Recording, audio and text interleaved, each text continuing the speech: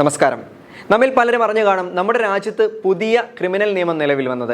ഇതിന് തൊട്ടു പിന്നാലെ രാജ്യത്തെ ആദ്യ അറസ്റ്റും രേഖപ്പെടുത്തിയിരിക്കുകയാണ്. ഡൽഹി കമല മാർക്കറ്റ് പോലീസ് സ്റ്റേഷനിലാണ് ആദ്യ FIR രജിസ്റ്റർ ചെയ്തത്.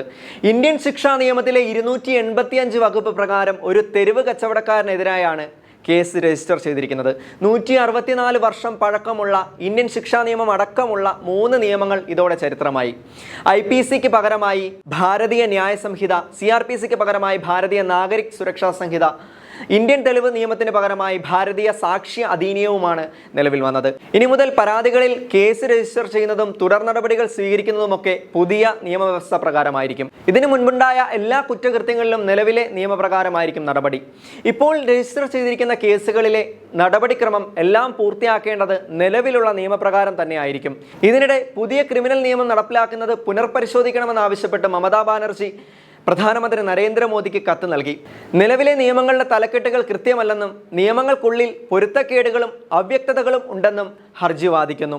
BNS ഇന്ത്യൻ ശിക്ഷാ നിയമത്തിൽ നിന്നുള്ള മിക്ക കുറ്റകൃത്യങ്ങളും നിലനിർത്തുന്നു. കൂടാതെ ചെറിയ സംഘടിത കുറ്റകൃത്യങ്ങളെ ഒരു കുറ്റകൃത്യമായി നിർവചിക്കുന്നു. വാഹനമോഷണം, പോക്കറ്റടി, പൊതുപരീക്ഷാ ചോദ്യപേപ്പർ വിൽക്കൽ, സംഘടിത കുറ്റകൃത്യങ്ങളുടെ മറ്റു രൂപങ്ങൾ എന്നിവ ഇതിൽ ഉൾപ്പെടുന്നു. നാഗരിക സുരക്ഷാ സംഹിത 15 ദിവസം വരെ പോലീസ് കസ്റ്റഡിയിൽ അനുവദിക്കുന്നു.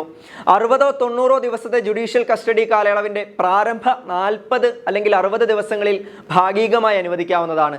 15 ദിവസത്തെ മുഴുവൻ കസ്റ്റഡിയും പോലീസ് വിനിയോഗിച്ചില്ലെങ്കിൽ മുഴുവൻ കാലത്തേക്കും ജാമ്യം നിഷേധിക്കപ്പെടാൻ ഈ വ്യവസ്ഥ കാരണമാകുമെന്ന് ഹർജിയിൽ വാദിക്കുന്നു.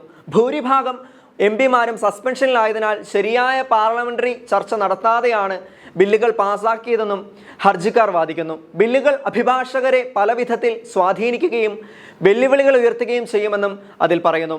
നിയമനിർമ്മാണത്തെക്കുറിച്ചും അവയുടെ പ്രത്യാഘാതങ്ങളെക്കുറിച്ചും പ്രത്യേകിച്ച് സ്ത്രീകളിലും കുട്ടികളിലും പൊതുജന അവബോധം ഉറപ്പാക്കാൻ 40 ലക്ഷത്തിലധികം താഴെത്തട്ടിലുള്ള ഉദ്യോഗസ്ഥർക്ക് പരിശീലനം നൽകി.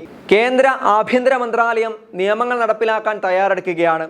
ലഭിക്കുന്ന വിവരങ്ങളനുസരിച്ച് police, jail, forensic, judicial, prosecution അടക്കം ഏകദേശം 5,65,500 ഉദ്യോഗസ്ഥർക്ക് പുതിയ നിയമങ്ങളെക്കുറിച്ച് പരിശീലനം നൽകിയിട്ടുണ്ട്.